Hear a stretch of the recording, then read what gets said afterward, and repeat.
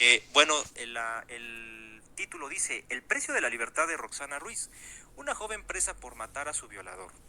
La mujer de 22 años sobrevivió a una violación e intento de feminicidio por su voz apenas es escuchada, pero su voz es apenas escuchada por las autoridades desde la cárcel del Estado de México. Bien, dice que desde el penal del Bordo de Xochiaca, en el Estado de México, donde se llevaba 7 meses presa, Roxana Ruiz reconoce que no encontró otra salida cuando el hombre que la estaba violando amenazó con matarla.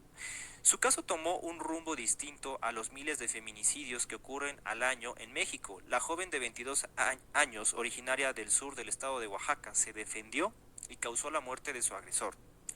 7 meses después, la fiscalía la acusa de homicidio simple con exceso de legítima defensa. Para salir de este limbo, Roxana tiene dos opciones: aceptar la acusación del agente del Ministerio Público o ir a juicio contra el mismo sistema que la mantiene en prisión. De una u otra forma, el costo es muy alto. Declararse culpable implica cumplir una pena de 6 meses a 7 años de prisión, además de pagar una reparación del daño a la familia de su agresor. Si rechaza el procedimiento abreviado cortesía del nuevo sistema de justicia penal, se enfrenta a un destino incierto. Al menos tendría la oportunidad de demostrar su versión de los hechos en un juicio, pero el camino se asoma largo y complicado.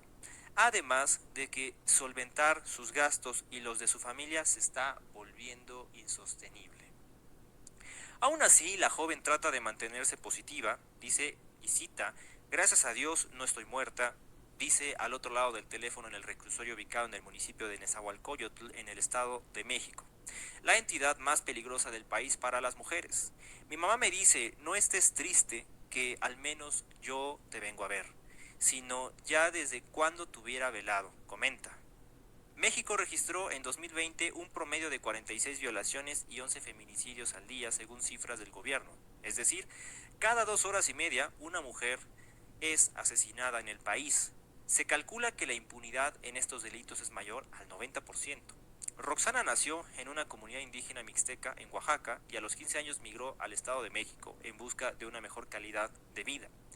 Tiene un hijo que va a cumplir 4 años y lleva unos meses de haber conseguido un empleo como vendedora de papas fritas, cuando la noche del 8 de mayo, al finalizar su turno, su vida cambió de forma abrupta. Y menciona lo siguiente: aquí está el hecho toral. Un amigo, una amiga, perdón, la invitó a beber unas cervezas con sus compañeros de trabajo. Entre ellos había un joven que la esperó hasta que decidió irse a casa y le ofreció que la acompañara. Al llegar a la puerta, la comprometió, dice, al llegar a la puerta, la comprometió a dejarlo entrar y quedarse a dormir porque vivía muy lejos y la zona es insegura. Ella aceptó y acomodó una colchoneta en el piso, cuenta. Aquí menciona que ella aceptó y le acomodó una colchoneta en el piso, cuenta. Después dice: a medianoche, la joven despertó cuando el hombre la atacaba física y sexualmente en su propia casa. Roxana dice que logró sobrevivir al atacarlo de muerte, pero la fiscalía alega que la forma en la que se defendió fue desmesurada al acusarla de homicidio con exceso de legítima defensa. El Ministerio Público argumenta que los medios empleados por la joven para salvaguardar su vida no son equiparables con la agresión que fue víctima. Y menciona lo siguiente, abre en paréntesis y dice: yo sé lo que hice, pero no fue por quererlo hacer, relata Roxana. En ese momento no encontré otra salida. No sé de dónde me salieron las fuerzas, y están citando ahí, y dice: recuerda, todo pasó muy rápido. Forcejearon, ella lo empujó y logró quitárselo de encima, corrió e intentó escapar, pero no pudo hacer más que tomar una prenda de ropa y convertirla en un arma de defensa. Entre paréntesis pone, entre signos y comillas pone: le puse la playera en el cuello, empezamos otra vez a forcejear, él queriéndome quitar de atrás de él, y fue cuando nos caímos y yo no solté la playera por miedo o por el miedo que tuve, narra. Entonces aquí, como subtítulo nos ponen: de venganza a exceso de legítima defensa, la injusta justificación de la condena. Entonces menciona lo siguiente, fíjense. Cuando Roxana fue detenida, los policías inspeccionaron su casa y reportaron que no había ocurrido un homicidio cuyo móvil era la venganza. Perdón, otra vez. Roxana fue detenida. Los policías inspeccionaron su casa y reportaron que había ocurrido un homicidio cuyo móvil era la venganza. No se le realizaron exámenes para comprobar la agresión sexual que estaba denunciando, ni se aplicó el protocolo de género correspondiente. Les dije qué me había pasado y que sí lo había hecho, pero por qué lo había hecho y no me hicieron caso, recuerda la joven. Tampoco se le proporcionó un traductor indígena ni pudo hacer una llamada. Su madre se enteró hasta el 11 de mayo que su hija ya estaba en prisión y pone su detención fue el inicio de una serie de violaciones por parte del Estado que han sido documentadas por su defensa legal, que lleva el caso desde finales de julio, casi 3 meses después de que fue encarcelada. Antes, la joven y su madre apenas consiguieron una defensa de oficio o una defensora de oficio que abandonó el caso porque se enfermó de coronavirus. La abogada Abigail Escalante, a cargo del caso desde entonces, explica que este es solo uno de los vacíos del sistema que no han dejado de violentar a la joven y a su familia. Es por eso que nosotras decidimos que hay elementos para su absolución y que el juez podría determinar que no actuó con exceso de legítima defensa. Fue únicamente la legítima defensa, asegura. Y manifiestan aquí bajo un subtítulo que dice la encrucijada legal. Sin embargo, Escalante considera que la mejor opción para la joven y su familia es que se declare culpable. La intención es demostrar la inocencia de Roxana, pero tampoco que eso derive en una situación de mayor miseria para su familia, lamenta. La defensora señala que la duración mínima de un juicio es de 6 a 8 meses, aunque lo más probable es que finalmente sea absuelta. Es una posibilidad que se extiende mucho en el tiempo para que Roxana pueda salir, valora, y al final de cuentas la prioridad es que ella pueda recuperar prontamente la libertad. Y bueno, ahí ponen otras circunstancias no muy relevantes que, bueno, dan un poquito más de sentido a otras cosas que no son las que nos interesa por el momento. Vamos a ver algunos comentarios que veo que ya hay algunos que son amplios. Y dice, por ejemplo, Rosa Cueto, esa mujer es un peligro en la calle, así como se le hizo fácil quitar los miembros a un hombre, lo haría otra vez sin pensarlo. Después pone masajes del colibrí. Gracias abogados brillantes por orientarnos, nos pone Imán 12, cuénteme una de vaqueros, en realidad no le creo, nadie puede ser tan ingenuo. Cristina López dice, saludos abogado Fernando Rosales, desde Atizapán de Zaragoza, Estado de México. Imán 12 dice, tiene que ser bien fuerte para estrangular a un hombre con una camisa. Fíjate que eso también yo lo pensé. Es que la mecánica de hechos debe ser muy compleja para poder explicar eso que está pasando, eso que pasó y por qué llegó a tanto, ¿no? Pero sí, hay que tener mucha fuerza para poder estrangular a un hombre por parte de una mujer. Y digo no solamente porque sea mujer o porque sea hombre, sino porque biológicamente es más fuerte un hombre, ¿no? Y aparte cómo lo tuvo que agarrar con la playera. Son cosas que ahorita vamos a ir explorando. Ruth Bello pone buenas noches a todos. Hades pone las fuerzas salen del miedo y las ganas de vivir. Sí, eso también es cierto. Lucía Juárez dice hola abogado desde Querétaro. Imán 12, esta mujer tiene la fuerza de Sansón. Carmen Elvira Sánchez dice, en la reconstrucción de hechos debe de verse si ella tuvo la fuerza como para asfixiar a alguien que supuestamente la había sometido. No es creíble su versión, solo que hubiese sido con objeto contundente, supongo que dice ahí. Después pone Whitson de Ángel, buenas noches abogado, me agrada su objetividad y gracias por compartir su opinión y conocimiento en los casos. Cada vez que veo sus videos me ayuda a estar un poco más informada. Saludos a su familia, muchísimas gracias. María Fernanda Medina nos pone hasta qué punto se considera solo legítima defensa. Ese es el motivo, ese es el motivo de la realización de este video. Ahorita vamos a entrar al fondo del asunto. Antes debemos de conocer los hechos, evidentemente, pero ahorita vamos a explicar cuándo es legítima defensa, cuándo es exceso de defensa y cuándo no es ninguna de ambas, ¿va? Dice Blanca Z, por favor, alguien escriba lo que la otra vez puso la chica, que era la razón de los feminicidios. Dice Imán 12, definitivamente no lo mató con la playera. Blanca Z pone, dice, me quedé con la duda ya que lo borraron rápido. Ah, yo creo que lo de Coco. Sí, ojalá alguien lo pueda poner de lo que dije que no iba a mencionar en el video anterior porque lo iban a censurar, por eso lo borré. Pero después lo comentaremos, Blanca Z.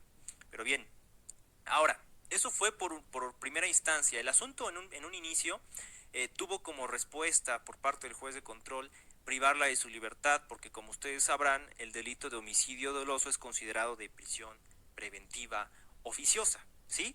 Por otra parte, vamos a ver ahora qué pasó después.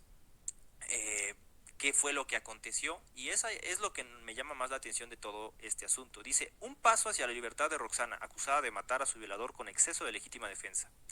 Y dice: un juez dictamina que la prisión preventiva impuesta de oficio a una joven indígena se contrapone con los tratados internacionales suscritos por México, por lo que ha revocado la medida. Después de 9 meses de cárcel, acusada de homicidio por asesinar en defensa propia a su violador, Roxana Ruiz, una mujer indígena de 22 años, ha logrado salir del penal del Bordo de Xochiaca. Y acá está la imagen de cómo salió. Ahí está en libertad.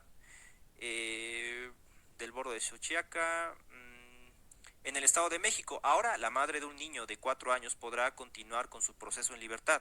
Un juez ha dictaminado que la prisión preventiva que le fue impuesta de oficio se contrapone con los tratados internacionales suscritos por México, por lo que ha revocado la medida. Roxana saborea la libertad.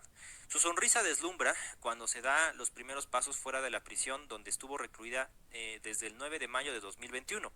Gracias, ya estamos afuera, se abren comillas y se cierran, dice, y levanta los brazos en señal de festejo.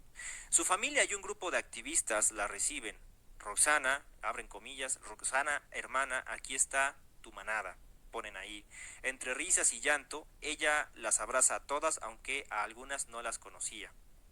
Después el siguiente párrafo dice: en el camino para que la joven sea verdaderamente libre es aún incierto. Roxana no ha sido absuelta por el delito de homicidio simple con exceso de legítima defensa, por lo que el Ministerio Público y la familia de su agresor la acusan. El proceso continúa normal, pero con Roxana en libertad, puntualiza en entrevista con este diario la abogada Abigail Escalante, a cargo de la defensa de la joven. No obstante, la defensora destaca que la resolución contiene un análisis profundo sobre la imposición de la prisión preventiva oficiosa, una medida por la que muchas personas continúan en la cárcel sin una sentencia. El juez resolvió de una manera sin precedentes porque señaló que la prisión preventiva oficiosa no se encuentra en concordancia con los tratados internacionales que México ha suscrito. Expone, entre ellos, la Convención Americana de Derechos Humanos, la Declaración Universal de Derechos Humanos, el Pacto Interamericano de Derechos Humanos y Políticos y la Corte Interamericana de Derechos Humanos. Y abren comillas: encuentra que no hay prisión preventiva que se pueda dictar de oficio, puesto que la libertad es la regla y la prisión preventiva debería ser la excepción. Eso sí es cierto, ¿eh? Resalta sobre la última audiencia del caso, el pasado martes 15 de febrero. Siguiendo los pasos del amparo, bueno, es otra cuestión que no vamos a leer. Pero bueno, ahí se está hablando, se está explicando que ella obtuvo su libertad, la posibilidad de salir del reclusorio allá del Bordo de Xochiaca. Y fíjense que aquí hay un video donde precisamente pasa esa situación, que es el momento en el que ella logra. ¡Aquí está tu manada! ¡Roxana! ¡Hermana! ¡Aquí está tu manada! Pero bueno, en fin, esas son las imágenes de lo que pasó, cómo se registró. Y bueno, ahora, ¿cuál va a ser aquí la situación más compleja para Roxana? Antes de que entremos ya en el fondo del asunto, dice: el tribunal vuelve a encarcelar a Roxana, acusada de matar a su agresor sexual. Un tribunal del Estado de México ordenó que Roxana Ruiz, acusada de homicidio de su agresor sexual, regrese a prisión para enfrentar ahí su proceso judicial. Y pone, bueno, eso ya creo que ya lo habíamos leído anteriormente. Dice: no quiero ser prófuga, dice Roxana, señalada de asesinar a su agresor sexual, manifiesta silla rota. Dice: Ruiz Santiago lucha para encontrar la libertad absoluta tras ser acusada de ser responsable de la muerte de Sinaí N. Y pone lo siguiente: Roxana Ruiz declaró estar convencida de que pase lo que pase con su amparo para evitar, pase lo que pase con su amparo para evitar regresar a prisión, se presentará el próximo lunes a la audiencia de control en los juzgados penales de Nesa Bordo. Y ponen entre comillas: he hecho todo y no les voy a dar gusto de esconderme y no quiero ser una prófuga. Es como resume parte de su lucha por encontrar la libertad absoluta tras ser acusada de asesinar a su agresor sexual. Además ponen, la joven originaria de Pinotepa Nacional salió de Oaxaca y buscaba una mejor vida vendiendo papas en Nesa, pero en mayo pasado privó de la vida a Sinaí N, luego de que este presuntamente abusara sexualmente de ella. Roxana accedió a tomar un par de cervezas con un grupo de trabajadoras y trabajadores de una tienda comercial, quienes le compraban papas y Sinaí se ofreció a acompañarla a su casa. De acuerdo con las investigaciones, Sinaí presionó a Ruiz Santiago para que lo dejara quedarse en su casa debido a que era tarde y que fue dentro del cuarto donde Roxana rentaba que este hombre abusó sexualmente de ella. Cuando un hombre te agrede sexualmente y después de eso te amenaza con matarte, no sabes cómo defenderte y sacar esa valentía. Realmente creo mi vida corrió peligro en ese momento y no estoy orgullosa de que haya muerto una persona, pero amo mi vida, dijo. Roxana Ruiz fue detenida por policías municipales cuando pretendía abandonar el cuerpo de su presunto violador en la esquina de la calle Organillero, en la esquina con avenida Chimalhuacán, Colonia Benito Juárez, allá en el Estado de México. Entre comillas ponen, me agarraron totalmente indefensa, no sabía qué hacer. No me leyeron mis derechos y tampoco nada de perspectiva de género desde un principio y ahorita les está costando hacerlo, agregó. Fíjense qué cosa tan rara, tan rara. Ahorita vamos a platicarlo.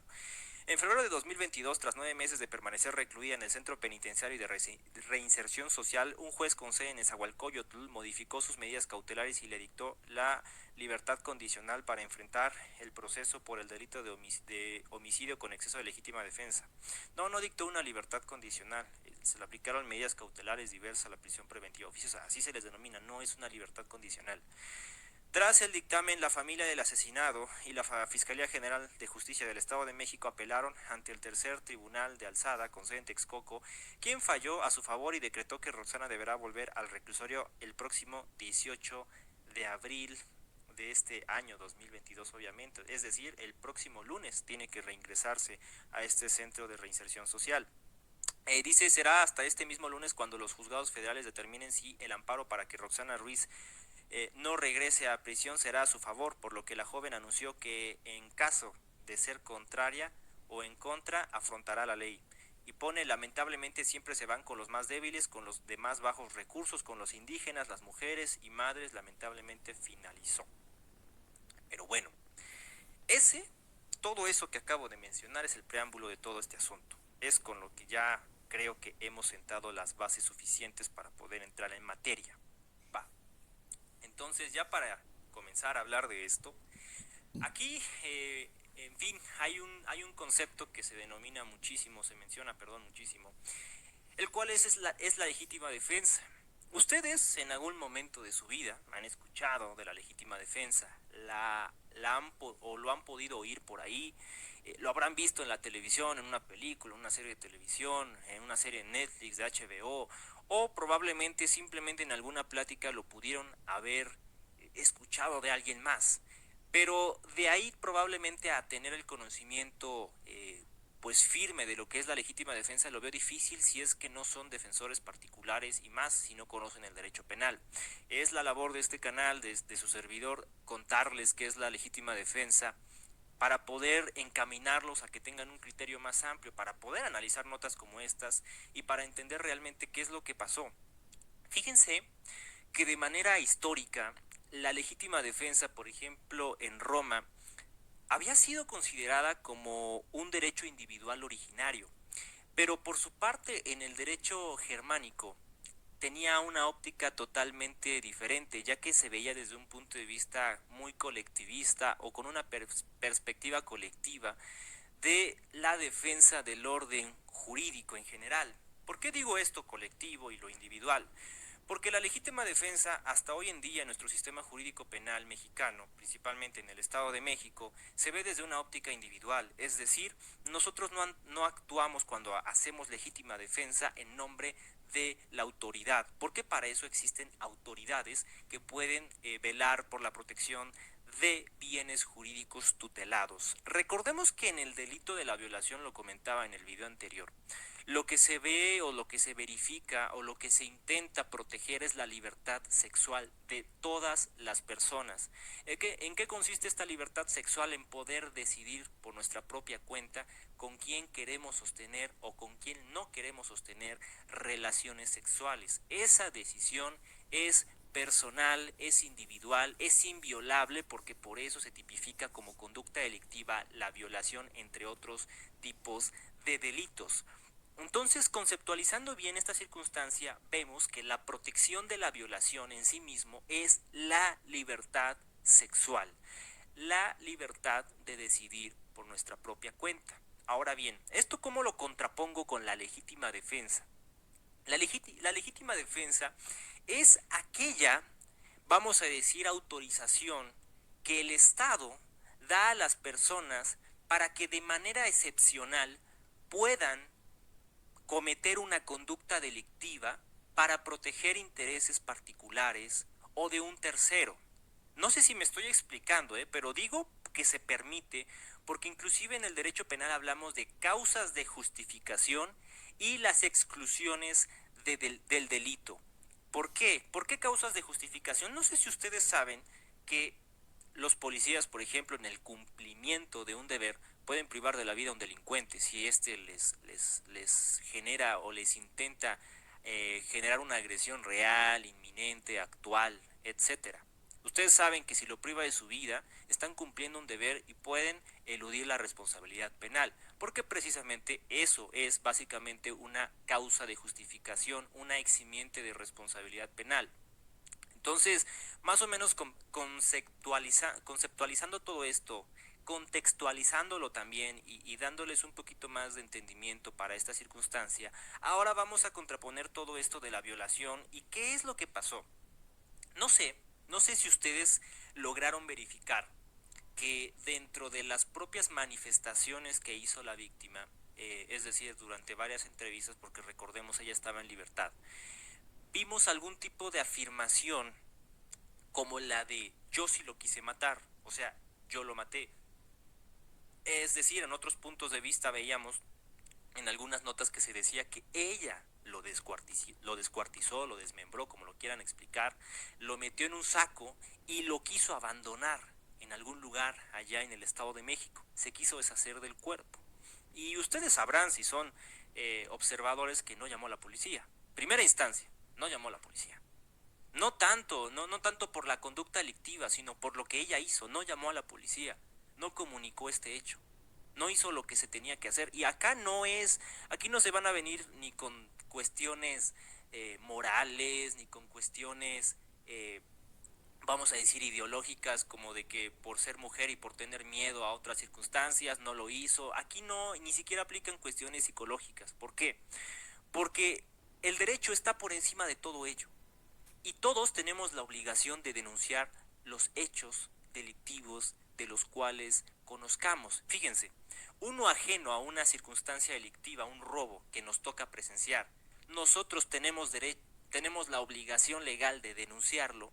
¿Cuánto más tenemos la obligación legal de reportar una conducta delictiva que nosotros cometimos, nosotros mismos? Me explico, porque ella lo privó de su vida. Ahora, aquí el argumento toral también es que esto es a consecuencia de una defensa en contra de una violación.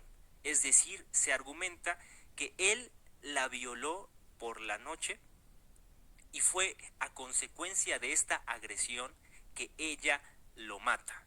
Porque por ahí en algún momento se leía que lo mató durante este instante, o también se argumenta después que lo mató instantes posteriores a que él la agredió a ella sexualmente.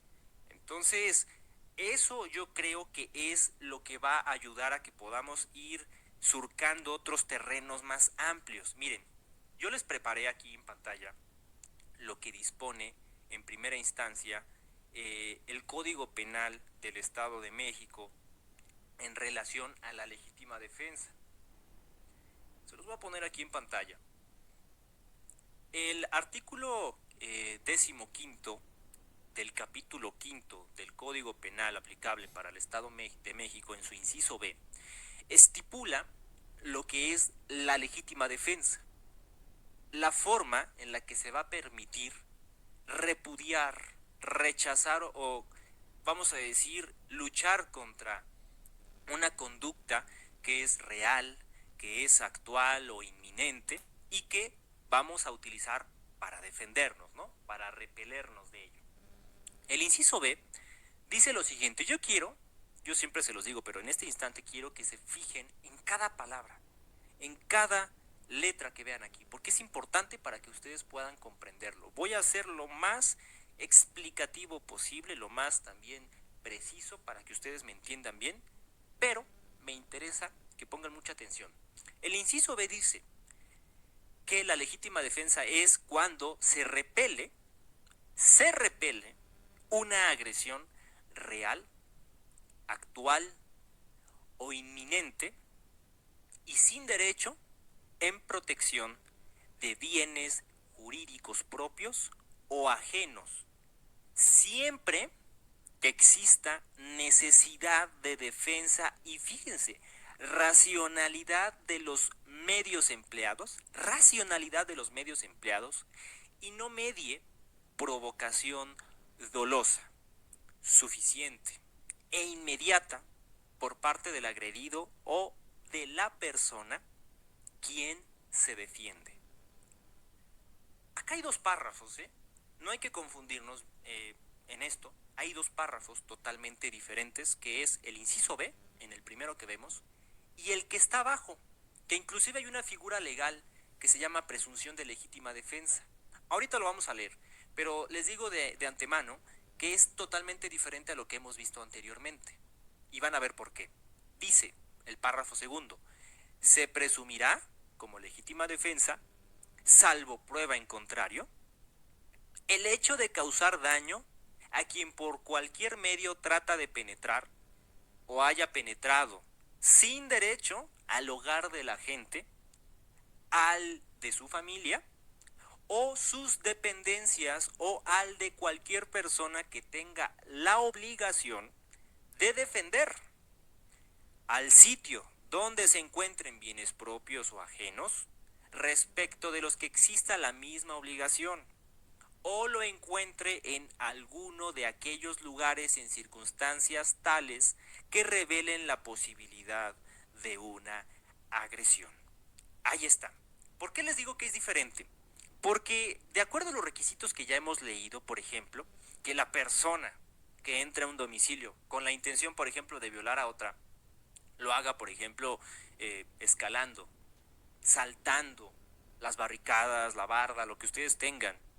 Y ustedes, como protectores de los que se encuentren ahí, de otros que se encuentren ahí, pero en el hogar, pues se defiendan, ¿no? Y cometan bueno, en este caso, por ejemplo, un homicidio, algo así. Eso sería legítima defensa. ¿Y por qué en el principio dice se presumirá como legítima defensa? Porque ya va a haber una investigación que debe ser obligada desde un principio para que la investigación del delito desde un inicio sea desde la postura de una legítima defensa. Cosa que en el primer párrafo no sucede. Porque en el primer párrafo estamos en que se está investigando un homicidio y más adelante, en la etapa correspondiente, se va a ver si es o no una legítima defensa.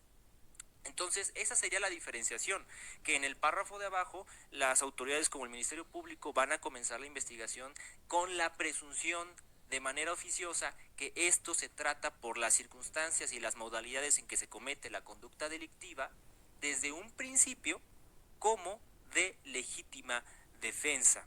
Entonces, es una circunstancia totalmente diferente, tan es así que se utilizan hasta palabras totalmente diferentes. Vamos a ver algunas preguntas que nos están poniendo aquí, que veo que algunas ya están muy amplias en el texto. Dice Hades: en el Estado de México si sales te pones en riesgo, además de que el niño estaba en la casa. Eso es cierto, eso es cierto. Pero sin embargo no se establece esa parte de si el niño estaba en la casa. No digo que no sea así, pero tampoco se ha hecho una afirmación fáctica dentro de lo que ya hemos leído que esto haya sido de esa forma. Después dice Bancur de Bancur, ser yo, dice, sin duda es una persona enferma para descuartizar a una persona. Sí, es que eso es algo bien complejo. De verdad que hay que meditar las cosas. Hay que meditar las cosas. Porque miren, fíjense, pónganse en la situación como mujeres, como hombres, como lo que sean ustedes. Pónganse en la situación que entra una persona, los viola. Discúlpeme esto, pero imagínense a mí como hombre. Una persona llega y me viola. Y yo después lo mato. Ok, es ilegal eso, es ilegal. Pero de todos modos, lo mato. ¿Ustedes creen que si yo estoy bien de mis facultades mentales, psíquicas, racionales, ustedes creen que después de ello lo voy a descuartizar? ¿Lo voy a meter en un saco y me voy a deshacer del cadáver en algún otro lugar? ¿Ustedes creen que eso suena razonable, racional? ¿Ustedes creen que eso es normal, vaya? Aquí no vamos a entrar en cuestiones psíquicas de qué siente la víctima o esas circunstancias, porque ello no justifica un homicidio. No sé si a veces distinguimos la diferencia entre lo legal y lo psíquico. Lo psíquico, por una parte, busca explicar ciertas cosas de la conducta humana, pero el ámbito legal busca sancionar dichas conductas. Ya en materia de estudio de esas ramas o profesiones se encargarán de entender por qué o darle un motivo a ese evento, pero no por ello se va a eludir una responsabilidad penal de algo que es ilícito. Espero que me esté explicando. Después pone Cero McFly, creo que si realmente la hubiera violado y ella fuera tan inocente, no hubiera hecho todo eso que hizo. Lo hubiera lesionado, inmovilizado, acusado, etcétera, etcétera, pero no llegar a descuartizar y esconder. Efectivamente, es que eso es el punto, no es racional. Inclusive si ustedes lo analizan, no tiene secuencia, no cuadra algo. Dice Sergio, dice abogado, muchas preguntas en el aire, ¿por qué no empezar que dice la carpeta o la declaración o investigación y de la autopsia? Bueno, hay algunos datos que no han sido revelados. ¿Por qué? ¿Por qué les digo esto también? Porque hay un discurso que se revela, que es el que normalmente le conviene a la persona que lo dice. Eso es más que obvio. Y hay cosas que no se revelan porque evidentemente perjudicarían a la persona que lo menciona. De hecho, la víctima y sus familiares, perdón, los ofendidos, que son familiares de la víctima, no han hecho ninguna declaración en este sentido. Simplemente se han abocado a lo legal. Y bueno, si de esa forma a ellos les conviene mantener todo este asunto, pues está bien. Recordemos que de todos modos, por inercia sabemos que estos asuntos son totalmente secretos.